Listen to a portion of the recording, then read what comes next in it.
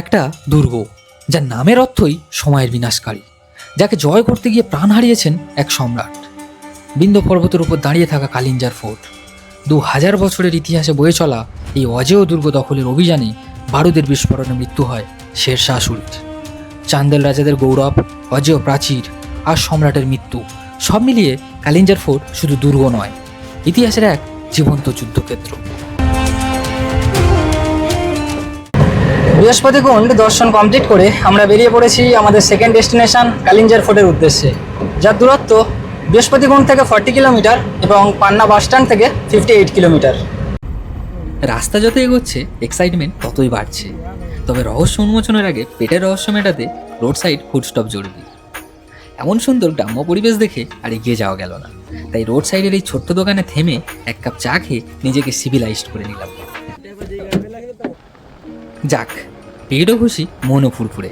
এবার আবার কালিঞ্জার ফোর্টের পথে, কারণ ইতিহাসের সাথে দেখা করতে গেলে দেরি করাটা ঠিক না। আমি এখন দাঁড়িয়ে আছি কালিঞ্জার ফোর্টের ঠিক 3 থেকে 4 কিলোমিটার আগে। এখান থেকে আমি আপনাদেরকে একটা ভিউ দেখাই, সেটা হচ্ছে এই যে দুর্গটা একদম পাহাড়ের ওপরে অবস্থিত। দেখতেই পাচ্ছেন অনেকটা বড় এরিয়া নিয়ে অবস্থিত। হয়তো পুরোটা স্পষ্টভাবে বুঝতে পারছেন না, কিন্তু বাউন্ডারি ওয়ালটা দেখে নিশ্চয়ই আন্দাজ করতে পারছেন যে দুর্গটা কত বড়। আমরা এসেছি ঠিক এই সাইড দিয়ে, যে রাস্তাটা দেখা যাচ্ছে ওই রাস্তা দিয়ে আমরা এসেছি এখানে। ঠিক দূরে এই চারপাশে যে পর্বতমালাটা দেখা যাচ্ছে, এটাই হচ্ছে বিন্ধ্য পর্বতমালা।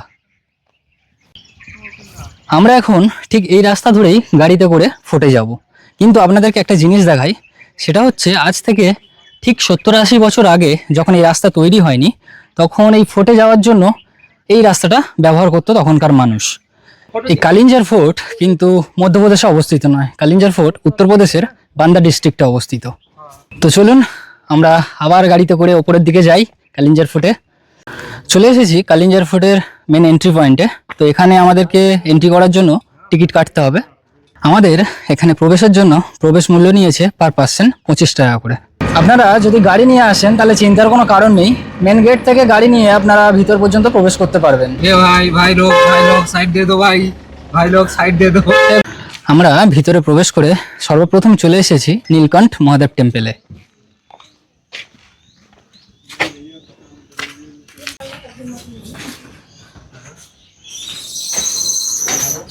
নীলকণ্ঠ মন্দিরে যেতে গেলে আমাদেরকে এই সিঁড়ি ধরে আরেকটু নামতে হবে, নেমে তবে আমরা মন্দিরের মধ্যে প্রবেশ করতে পারবো। আর এখান থেকে আমি পুরো বাইরের ভিউটা আপনাদেরকে দেখাচ্ছি। কি বলবো, এই ভিউয়ের কোনো কথা হবে না।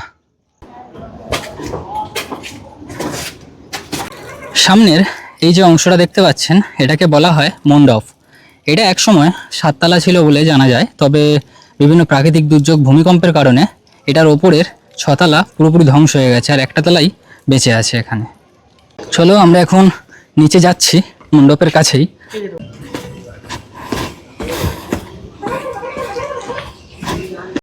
আগেকার দিনের রাজরাজারা তাদের রাজপ্রাসাদে এরকম মণ্ডপ তৈরি করে রাখতো, বিভিন্ন যাগযজ্ঞ বা নৃত্যনাটিকা বা তাদের আমোদ প্রমোদের জন্য বা অন্যান্য কোনো কাজে এই সমস্ত মণ্ডপের ব্যবহার করা হতো। মণ্ডপের ওপরে এই যে মূর্তিগুলো দেখতে পাচ্ছেন, এই মূর্তিগুলোকে বলা হয় যক্ষ প্রতিমা।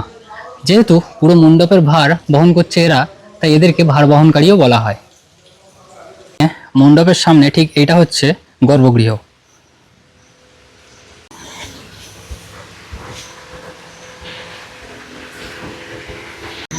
এই হচ্ছে গর্ভগৃহ, আর গর্ভগৃহের ওপরে এটা হচ্ছে দরজা। বলা হতো যে এই সমস্ত দরজা কোনো এক মন্ত্র বলে খোলা বা বন্ধ করা হতো। চলুন মন্দিরের পুরোহিত মশাইয়ের কাছে কিছু অজানা তথ্য জেনে নিই। भगवान नीलकंठ महादेव जी हैं, बगल में कार्तिकेय जी की प्रतिमा है, नीचे आदि गणेश हैं, वो माता पार्वती है।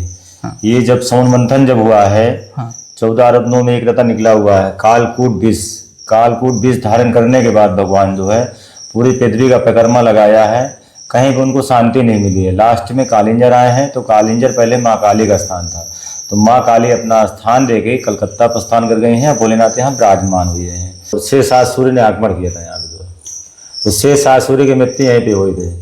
जैसे तोप का गोला उन्हें मारा, रिटर्न हुआ तो बारूद खाने में गिरा, वो विस्फोट हुआ, तो 6-7 सूर्य वहीं पे खत्म हो गया था।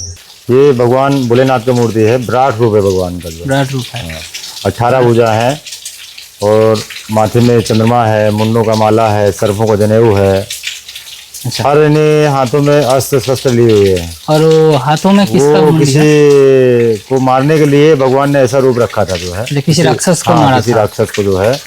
और ये बगल में जो आप देखेंगे स्वर्गारोहण कुंड देखेंगे जो है, ऊपर चढ़ करके जो है स्वर्गारोहण कुंड है, भगवान के मत्थे में है। और जो मूर्ति जो है आपने शिवलिंग है, एक ही शिवलिंग में जो है 108 शिवलिंग है इसमें जो है। কিরকম বিস্ময়কর একটা ব্যাপার দেখুন, এই হচ্ছে পুরো দুর্গের অংশটা, আর তার ঠিক মিডিল পোর্শনে একটা পুকুরের মতন বিরাট অংশ রয়েছে যেখানে জল ভর্তি রয়েছে এবং তার জল কন্টিনিউ বাইরে পড়ছে। ये जो मूर्ति देख रहे हैं आप जो है, यहाँ पे छोटे पार्ट में है। आप मंडू भैरव जाएंगे तो यही बिल्कुल एकदम सैंपल मूर्ति मिलेगी, वहाँ बड़े आकार में मिलेगी इस मूर्ति। ये मंडू भैरव का है, काल भैरव जिसको बोलते हैं, ये काल भैरव की है। ये पार्वती माता है और ये शंकर पार्वती हैं, दोनों तीनों मूर्तियाँ दो है ये। और ये माँ काली का है। এই কালিঞ্জার নামকরণের সাথে পৌরাণিক কাহিনী সমুদ্র মন্থনের একটা লিঙ্ক পাওয়া যায়। সমুদ্র মন্থনের সময় যে বিষ উঠেছিল সেই বিষ পান করেছিলেন স্বয়ং মহাদেব। মহাদেব ওই বিষ পান করার পরে মহাদেব এখানে এসেছিলেন ওই বিষটাকে শান্ত করার জন্য। বিষকে শান্ত করার জন্য মহাদেব এখানে তপস্যা করেছিলেন। বিষের আরেকটা নাম কাল। স্বয়ং মহাদেব যেহেতু এই কালকে ধ্বংস করেছিলেন তপস্যার মাধ্যমে, তাই এই জায়গার নাম হয়েছে কালিঞ্জার। নীলকণ্ঠ মহাদেব মন্দির দর্শনের পরে আমরা চলে এসেছি কোটি তীর্থ ট্যাঙ্কে। কালিঞ্জার ফোর্টের ভিতরে অবস্থিত কোটি তীর্থ ট্যাঙ্ক হলো এক ঐতিহাসিক ও ধর্মীয় জলাধার, যা দুর্গের অন্যতম পবিত্র স্থান হিসেবে বিবেচিত। দুর্গের মতন এই উচ্চভূমিতে পাথর কেটে নির্মিত এমন টেকসই জলাধার দুর্গবাসীর জন্য গুরুত্বপূর্ণ জল সংরক্ষণ ব্যবস্থা হিসেবে কাজ করত। এখন আমরা চলে এসেছি রাজা মানসিং মহলের সামনে। কোটিতীর্থ ট্যাঙ্কের পাশেই অবস্থিত এই প্রাসাদটি দুর্গের আবাসিক ও প্রশাসনিক ব্যবহারের জন্য 1745 থেকে 1755 খ্রিস্টাব্দে নির্মিত হয়েছিল বলে মনে করা হয়। এখানে রাজপরিবারের বাসস্থান, সভাকক্ষ এবং অতিথি গ্রহণের মতন কার্যক্রম চলত। চলে এসেছি আমরা মৃগধারাতে। মৃগধারা হলো দুর্গের একটি বিশেষ জলপ্রবাহ বা ঝর্ণাধারা, যা প্রকৃতির সঙ্গে গভীরভাবে যুক্ত।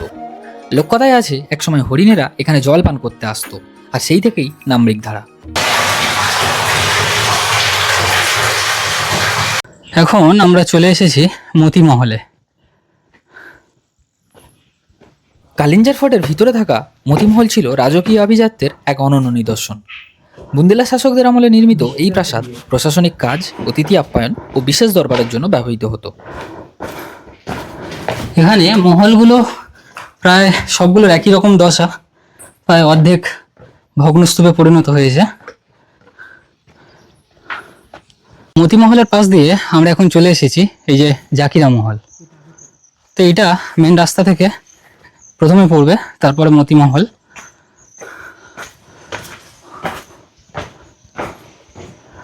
এটাও মোটামুটি সেই অর্ধেক ভগ্নস্তূপের মতনই অবস্থা, অর্ধেক প্রায় ভগ্ন হয়ে গেছে। এখানে প্রায় সবগুলো মহল একই রকমেরই রয়েছে, ছোট ছোট যে মহলগুলো। পুরো কালিঞ্জার ফোর্টের বিস্তৃতি প্রায় 15 থেকে 16 কিলোমিটার। সুতরাং এখানে অল্প সময়ের মধ্যে পুরোটা দেখা সম্ভব নয়। আপনারা যদি পুরোটা দেখতে চান তাহলে অনেকক্ষণ সময় হাতে নিয়ে আপনাদেরকে আসতে হবে। আর যদি গাড়ি থাকে তো খুবই ভালো হয়, গাড়ি নিয়ে এখান থেকে ওখানে ঘুরে দেখতে পারবেন, কেননা হেঁটে এতটা রাস্তা ঘুরে ঘুরে দেখা প্রচণ্ড চাপের হয়ে যাবে। আমি এই ফোর্টের যে মেন জায়গা বা মেন যে মহলগুলো, আমি সেইগুলোই দেখানোর চেষ্টা করব আমার ভিডিওতে। এটা হলো সেই রংমহল। তো চলুন এর ভিতরটাও একটু ঘুরে আসি।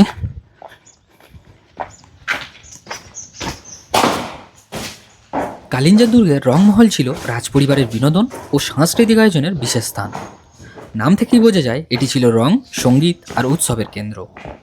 আজ যদিও অনেকটাই ক্ষয়প্রাপ্ত, তবুও এর নকশা ও সৌন্দর্য প্রাসাদের অন্য অংশ থেকে আলাদা তা লক্ষ্য করা যায়। সিঁড়ি দিয়ে আমি এখন ওপরে চলে এসেছি, আর ওপর থেকে এই মহলটাকে ঠিক দেখতে এরকমই লাগে।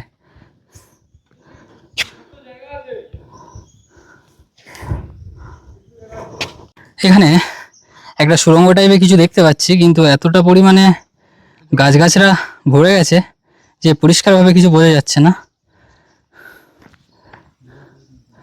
আর এই রংমহলের ওপরে তো কোনো ছাদই নেই, সব ছাদের পোর্শনগুলো ভেঙে সব ফাঁকা হয়ে আছে।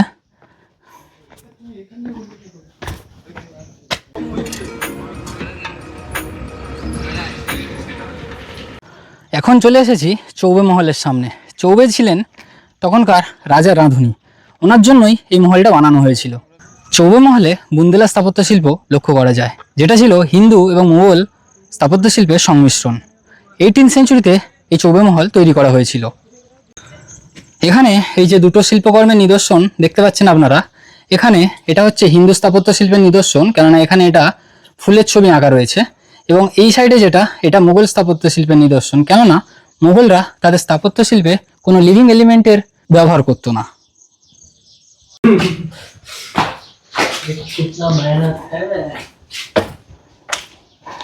এটা হচ্ছে সেই চৌবে মহলের অন্দরমহল।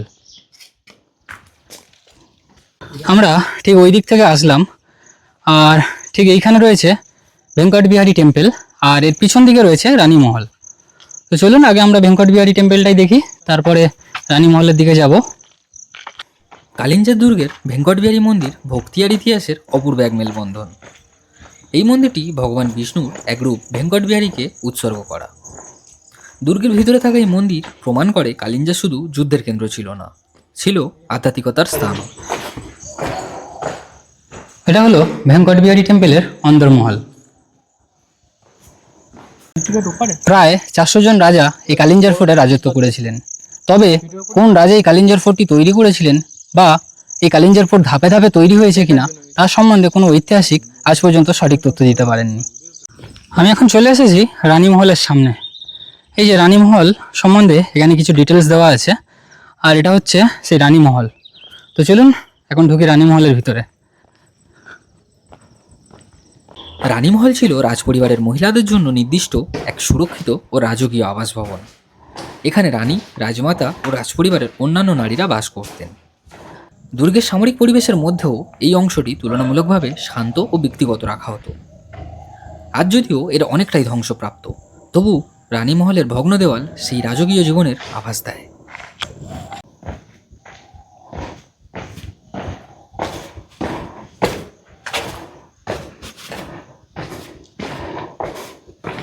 পুরো কালিঞ্জার ফোর্ট ঘোরা কমপ্লিট করে আমরা যাচ্ছি আমাদের গাড়ি যেখানে দাঁড় করানো আছে সেই জায়গায়। আমরা গাড়িতে করে এবারে যাব আমাদের নেক্সট ডেস্টিনেশন অজয়গড় ফোর্টে।